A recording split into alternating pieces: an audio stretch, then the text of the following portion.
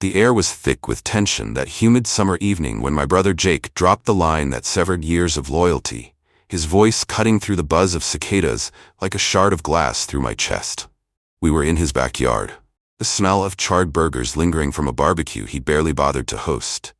Me sitting there with a warm beer, exhausted after another month of bailing him out. I'd been his lifeline for years, wiring cash for rent, groceries, his kids' school fees, all while juggling my own threadbare life as a mechanic. He'd called me over, claiming he needed a quick chat, but instead of gratitude, he leaned back in his lawn chair, eyes glinting with a smugness I hadn't seen before, and said, "You know, there's no place for losers in this family." My gut twisted, the words a sucker punch, my hands freezing around the bottle as I stared at him. The brother I'd carried on my back, now spitting venom like I was dirt under his boots. "What did you just say?" I choked out, voice low, hoping I'd misheard, but he doubled down, smirking. "You heard me, always scraping by, no ambition, dragging us down." I'd spent years pouring myself into his family, skipping my own dreams to keep his afloat, and this was the thanks I got, a slap of disdain from a guy who'd never held a steady job. His wife, Tara, hovered by the grill, avoiding my gaze, their 2 kids chasing fireflies in the dusk, oblivious to the bomb he just dropped. I'd been the uncle who showed up, the one who fixed their leaky sink, paid for their summer camp, all because Mom had drilled into us that family sticks together, no matter what. But Jake sat there, bloated with entitlement, his words a match to the dry tinder of my resentment, and I felt it ignite, a slow, searing burn in my chest. "I've kept you going," I said, standing, my voice shaking but sharp. "And you call me a loser?" He shrugged, sipping his beer. "Just facts, man. Step up or step out." The casual cruelty of it, after all I'd sacrificed, snapped something deep, a tether I'd clung to for too long, and I walked away, the screen door banging shut behind me, his laughter trailing like smoke. That night, I sat in my cramped apartment, the hum of the fridge my only company, replaying his words, each syllable a fresh wound. I'd given him everything, my savings, my time, my pride, thinking it was what brothers do, but he'd turned it into a throne to look down from, a pedestal I'd built with my own hands. The sting wasn't just the insult, it was the betrayal, the way he twisted my support into weakness, my loyalty into a punchline. I stared at the stack of bills on my table, the ones I'd ignored to send him cash, and felt a shift, a cold, hard clarity cutting through the hurt. No more. I texted him, fingers trembling, "You're on your own now," and blocked his number. The silence that followed, a weight lifting, a chain breaking. He'd called me a loser, kicked me out of his world, and I'd let him feel the void I'd filled, let him see what stepping out really meant. Christmas was months away, but I knew then I'd be nowhere near his table. And that was just the beginning of his unraveling. The weeks after I cut Jake off were a quiet storm. The absence of his constant begging, a void I didn't expect to feel so heavy, but his words still echoed, a bitter refrain fueling my resolve. I'd spent years tethered to his needs, my phone buzzing with his late-night pleas for cash, my weekends lost to fixing his messes, but now it was silent. My apartment a fortress of solitude I was learning to reclaim. I'd blocked him that night, the sting of no place for losers, a fresh scar, and I meant it. No more checks, no more rescues, just me and the life I'd neglected. The first test came fast, a text from Tara slipping through before I could block her too. "We're short on rent, please the kids," her words a guilt trip I'd fallen for too often. I stared at it, my thumb hovering, the image of his smirk flashing hot, and deleted it, my chest tight but my will iron. They'd made their bed, called me a loser, and I wasn't crawling back to prop them up, not this time. Work became my anchor, the garage a gritty haven where I could drown out the echoes with the roar of engines and the clank of tools. I'd always been good with my hands, fixing cars a steady rhythm I could control, but I'd let Jake's demands bleed me dry, skipping overtime to bail him out, my own dreams rusting in the corner. Now I leaned in, taking extra shifts, the grease under my nails a badge of something mine, the extra cash piling up in a savings account I hadn't touched in years. My boss noticed, gruff but approving. "You're sharp lately," and I nodded, the praise a balm to the wound Jake had ripped open. I'd been a loser in his eyes, a cash machine with no spine, but here I was building something, proving him wrong with every bolt I tightened, every dollar I kept. The silence from his end was deafening, no calls, no texts, just the hum of my own life, and I savored it, a bitter victory over his arrogance. Then the cracks in his world started showing, whispers trickling through the family grapevine, a network I couldn't fully escape. My cousin Leah called, her voice low. "Jake's freaking out, says you've abandoned them," and I felt a flicker of satisfaction, cold and sharp, cutting through the guilt she tried to stir. He said I'm a loser, Leah, I replied, my tone flat. No place for me, right? She hesitated. He's struggling though. Tara's pissed. They're behind on everything. I pictured him, pacing his cluttered living room, the kids whining, Tara's glare, and felt nothing but the echo of his words, a wall I'd built against their chaos. He'd assumed I'd cave, that I'd always be there, the reliable brother he could kick and still lean on, but I'd pulled the rug out, left him to face the mess he'd made.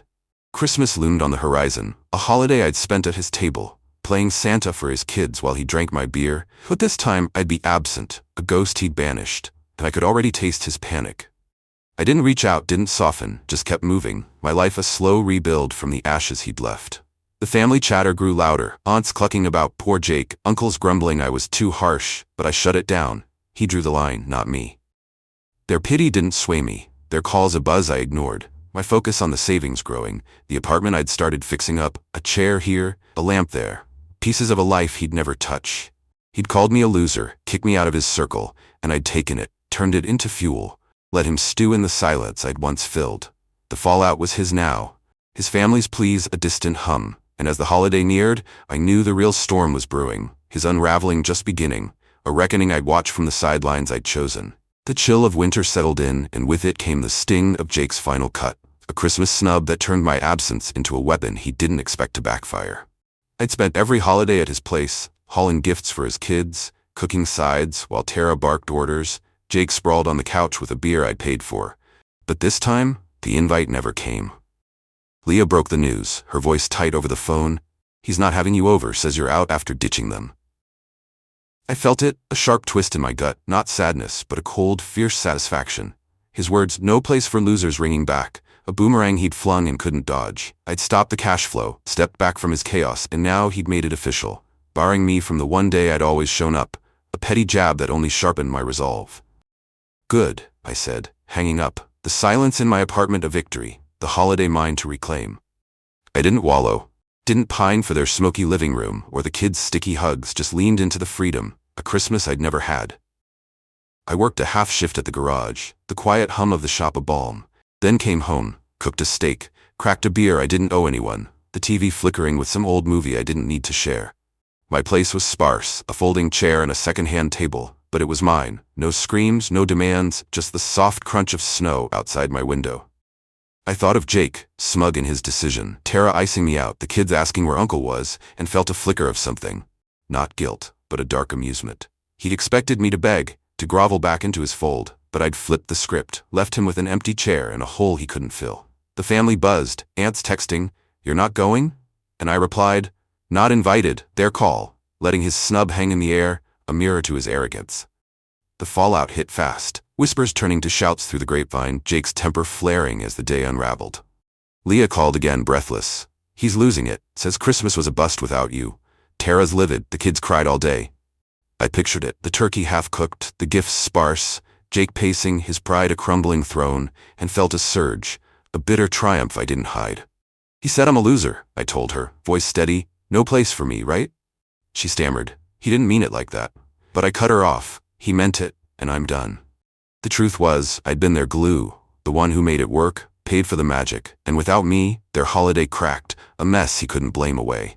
He thought the snub would hurt me, break me down, but it backfired, exposing the rot he'd ignored, his family teetering without the support he'd spat on. I savored the quiet, the steak's sizzle, the beer's cold bite, a Christmas I'd claimed from his wreckage. The phone stayed silent after Leah, no apologies, no pleas, just the hum of my own space, a fortress I'd built from his rejection. I'd stopped supporting them, walked away from his venom, and now he was flailing, the snub a misstep he couldn't undo. The family chatter faded, their judgment irrelevant, my absence a statement louder than his words. He'd kicked me out of his world, thinking I'd crawl back, but I'd risen, turned his insult into armor, and left him to face the ruin he'd sown. Christmas was his loss, not mine, and as the snow fell, I knew this was just the start. His unraveling, a slow bleed I'd watch unfold, a reckoning he'd brought on himself. Jake's Christmas collapse was just the tremor before the quake, his world splintering faster than I'd imagined as the reality of my absence sank its teeth in. The holiday snub had been his power play, a flex to prove he didn't need me, but the silence that followed was a vacuum he couldn't fill, and the cracks started showing, jagged and raw. Leah kept me in the loop, Her call's a reluctant lifeline I didn't ask for, her voice tight with the latest. "He's spiraling," she said, yelling at Tara. "The kids are scared. They're drowning in bills." I pictured him, red-faced, pacing his cluttered kitchen, the kids huddled in their room, Tara's glare sharper than ever, and felt a cold, steady pulse of vindication. He'd called me a loser, banished me from his table, but now he was choking on the chaos I'd once held at bay, his pride a flimsy shield against the storm he'd unleashed. "He did this," I told her, my tone flat, "not my problem anymore," and hung up. The weight of his words, a distant echo, I turned into strength. The family grapevine buzzed louder, aunts and uncles painting me the villain, their voices dripping with guilt trips I'd heard too often. "He's your brother," Aunt Marie texted. "You can't just abandon them," and I fired back. "He abandoned me first, called me a loser. I'm done." Their pleas bounced off, hollow, against the memory of his smirk, the way he'd lounged while I bled cash to keep his lights on. I'd been their ATM, their fixer, the brother who showed up, but he'd kicked me out of his orbit, and now they were scrambling, the kids' school fees late, the fridge empty, Tara's part-time gig not enough to plug the holes. Leah spilled more. "He's drinking hard, blaming you, says you're selfish," and I laughed, a sharp, bitter sound, the irony thick. Selfish? I'd given him years, my savings, my sanity, and he'd spat in my face, left me to pick up my own pieces, while he played king. Work kept me grounded, the garage a steady hum of purpose, my hands wrist-deep in engines, the overtime piling cash I didn't owe anyone. I'd started fixing up my place, a new couch, a rug, small victories over the life he'd drained, each one a brick in a wall against his mess. But the whispers grew darker. Jake's unraveling, a slow-motion crash I couldn't ignore. Tara called once, slipping past my blocks, her voice a ragged plea. "We're losing the house, the kids need you." And I felt it, a stab of old loyalty, the uncle who'd patched their world together. Then his words hit, "No place for losers," and I hardened. "Talk to Jake," he made his choice. Hanging up as her sob echoed, a sound I couldn't let pull me back. He built this ruin, not me, and I wasn't diving into the wreckage he'd mocked me for escaping. The cracks deepened, his temper flaring into something uglier, Leah's updates a grim tally of his descent. "He trashed the living room," she said, screaming, "You've cursed them. Tara's threatening to leave." I saw it, the beer cans piling up, the kids' toys scattered, his kingdom crumbling under the weight of his own arrogance. He thought I'd buckle, crawl back to fund his life, but I'd walked away, left him to face the mirror of his making. The family turned quiet, their nagging fading as his chaos drowned their pity, my absence a truth they couldn't argue. I'd stopped supporting them, cut the cord he'd severed with his venom, and now he was losing it, the life he'd taken for granted slipping through his fingers.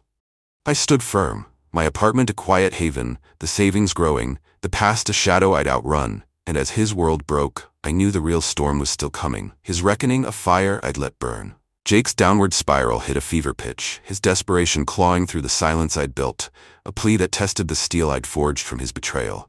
Months had passed since Christmas, the snub a faded bruise, my life a steady rhythm of work and quiet nights. When Tara's call broke through, her voice a jagged edge slicing the calm. "He's gone too far," she said, breathless. "Drunk, wrecked the car, we're evicted, please help." I stood in my kitchen, the phone cold against my ear, the image of his kids' scared faces flickering, a tug at the old loyalty I'd buried. She kept going. "The kids are sleeping on Leah's floor, we've got nothing." Her sobs a raw pull, a crack in the wall I'd raised. I saw Jake slurring, smashing what little they had left, and felt it, a flicker of pity, but then his voice roared back. "No place for losers," and the ember of hate flared a shield against her begging. "He made this bed," I said, voice steady. "Not my mess anymore," and hung up, the silence reclaiming me, a choice I wouldn't unmake. The family erupted, their voices a chorus of guilt I'd long stopped heeding, Leah's call the loudest, her tone sharp. "They're homeless, he's a wreck, you're heartless," she spat, and I felt the sting, the weight of their need pressing down. "He called me a loser," I shot back. "Kick me out, I'm done carrying him." She pushed. "The kids, though, they're innocent," and I wavered. The uncle and me aching, the memory of their laughter a ghost I couldn't shake. But Jake's smirk loomed, his entitlement a poison I'd swallowed too long, and I hardened. He chose this, not me. The line went dead, her silence a judgment I let slide, my apartment a fortress against their chaos. I'd rebuilt, my savings solid, my job steady, a life I'd clawed back from his drain, and I wouldn't let their desperation drag me under, not after he'd spat on every sacrifice I'd made. Jake tried next, a voicemail slipping past my blocks, his voice a slurred wreck. "You win, okay? I'm sorry, we need you." I played it, standing by my window, the snow outside a soft contrast to the heat in my chest, his apology a thin thread after years of venom. No place for losers, he'd said, and now he was begging, his kingdom ash, his family scattered, a king fallen from a throne I'd propped up. I deleted it, fingers steady, the plea a hollow echo I wouldn't answer. Tara's words lingered, the kid's plight a thorn, but I saw through it, his hand behind her call, a last gasp to reel me in. I'd been their lifeline, the brother who fixed, who paid, who showed up, and he'd thrown it away, left me to scrape by while he sneered, and now he was losing it, his world a ruin I wouldn't rebuild. I kept moving. The garage my steady pulse, my hands shaping metal while my mind shaped a future free of his weight. The family quieted, their pleas fading as his collapse swallowed their sympathy, my absence a truth they couldn't bend. I'd stopped supporting them, walked from his insult, and now he was pleading, a man unmade by his own hand, his desperation a mirror to the strength I'd found. My apartment glowed, a small Christmas tree in the corner, a gift to myself, the silence a treasure he'd never touch. He'd thought I'd break, crawl back to fund his life, but I'd risen, turned his rejection into resolve, and left him to face the void he'd carved. The kids tugged at me, a lingering ache, but I held firm. His voice the wall I wouldn't climb, and as his plea faded, I knew the end was near, his unraveling a storm I'd outlasted, a reckoning he couldn't escape.